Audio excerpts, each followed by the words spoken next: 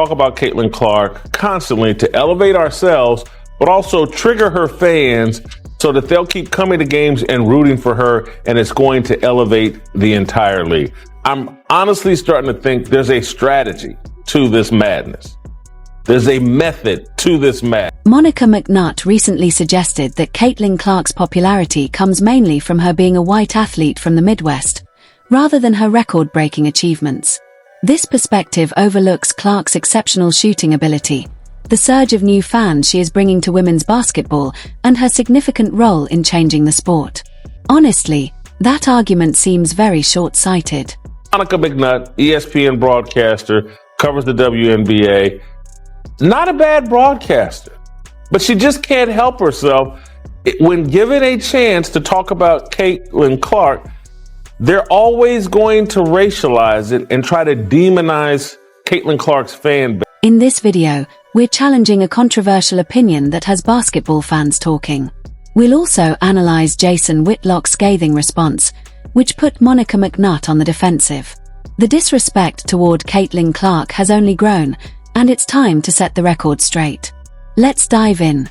Same thing. Why her? Well, I was just about to say same thing for Angel Reese when I had a chance to cover their games, but I think Caitlin represented, and again, some of this to me probably is not fair to her because it was not anything that she said or was truly based on her personality, but she was a white girl from the middle of a... Did Monica McNutt really try to reduce one of the most electrifying players in women's basketball to just her appearance and hometown? During a BBC interview with Kathy Kay, McNutt suggested that Caitlin Clark's popularity was driven mainly by her being a white athlete from the Midwest, rather than her extraordinary talent and on-court achievements. Her comment quickly sparked backlash on social media, with fans accusing McNutt of downplaying Clark's historic impact on the sport.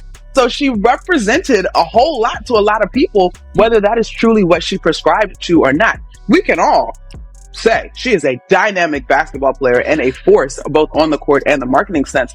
But I do think same thing with folks that may have fallen in love with Angel Reese that she may or may not have agreed with everything they had to say either. We attach our fandom to these icons for all types. Let's be clear. Caitlin Clark isn't breaking viewership records because of her background or demographics. She's doing it by rewriting the NCAA record books.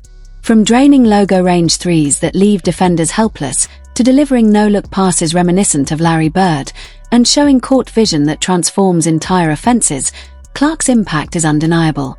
Even Magic Johnson has publicly praised her brilliance. Yet Monica McNutt chose to focus on Clark's race instead of recognizing her groundbreaking style of play and the way she's reshaping women's basketball. Perhaps Caitlin Clark is relatable and popular, and people want to see her play because she's exciting as heck to watch, and because she's not filled with anger. People are attracted to joy. Why was Magic Johnson so popular? Black, white, whatever. The man played with joy. Biggest smile on his face. Happy-go-lucky Magic Johnson. Everybody. Fans responded with outrage. One ex-user openly called for her firing, while another wrote, "She does nothing but deliver bad takes. I don't understand why she's even on ESPN." The backlash wasn't limited to any single group. Basketball fans from all walks of life united to defend Caitlin Clark, acknowledging her as a legitimate and undeniable force in the sport. Let's put this in its proper perspective. When I think about Caitlin Clark, the operative word that comes to my mind is gratitude. There's an incredible level of gratitude that should be accorded to this young lady with what she did for the sport. That's not to take anything away from anybody else, but I often argue, when I've argued with folks about this, you think NBA players shouldn't be thankful to Magic Johnson? You think NBA players shouldn't be thankful to Larry Bird? You think NBA players shouldn't be thankful to Michael Jordan? Because guess what? There were great players that were in the sport before they ever arrived, who did everything they could to make the NBA what it was. But it was when those brothers arrived that it took on an extra dimension and elevated to a... What's most revealing about Monica McNutt's perspective is what she chooses to ignore.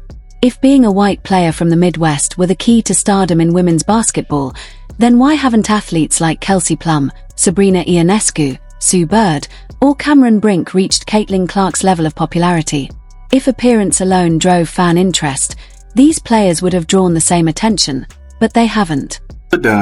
Sabrina, Brianna, Kelsey, I mean, Diana Taurasi, you had and have these white players in the league that never galvanized the people like this. All right. Now, granted, you can have some people come back and say, well, the media and the coverage wasn't as good as it is now. NILs and things like that weren't popping off. That has nothing to do with it. That has nothing to do with it, man. If they were that captivating, they would have got that. The irony is hard to miss. In trying to highlight representation in sports, Monica McNutt ended up diminishing a female athlete who may be doing more for women's basketball than anyone in history. Instead of recognizing Caitlin Clark's relentless work ethic, dedication, and extraordinary skill, McNutt reduced her success to her identity alone, despite presenting herself as a supporter of women's sports. And then when you add in that she shoots logo threes, passes the ball like Magic Johnson and Pistol Pete Maravich, scores a lot of points, leads the league in assists, that like she's a great player, and she plays and shoots and releases the ball like Steph Curry. So there's the attraction to the exciting style of... The intense backlash against Monica McNutt has sparked calls for ESPN to reevaluate her role, especially after what many see as a major analytical misstep that overlooked the real basketball reasons behind Caitlin Clark's popularity. The controversy has led audiences to question the credibility and objectivity of modern sports commentary, highlighting the high-stakes analysts face today, where public figures are increasingly held accountable for their words. Notably, fans from diverse backgrounds have come together in support of Clark, demonstrating a shared admiration for her game that transcends race. This unity underscores the unique power of sports to bring people together rather than divide them along demographic lines. Can't have that discussion. And so they keep it real simple. And they give simplistic answers because they're not willing to have the true discussion about why Caitlin Clark is so popular. She reflects values that are relatable to kids who come from two-parent homes. That's regardless of color. Kids that come from two-parent homes can relate to Caitlin Clark because they have more in common with her values and the way she presents. This issue goes beyond a single controversial interview. Monica McNutt's dismissive stance toward Caitlin Clark has been developing over years. As far back as 2024, McNutt controversially suggested that Clark deserved only 60% of the credit for the Indiana Fever reaching the playoffs. Despite Clark's obvious role in transforming the franchise, that comment wasn't a one-time mistake. It marked the start of a troubling and consistent pattern.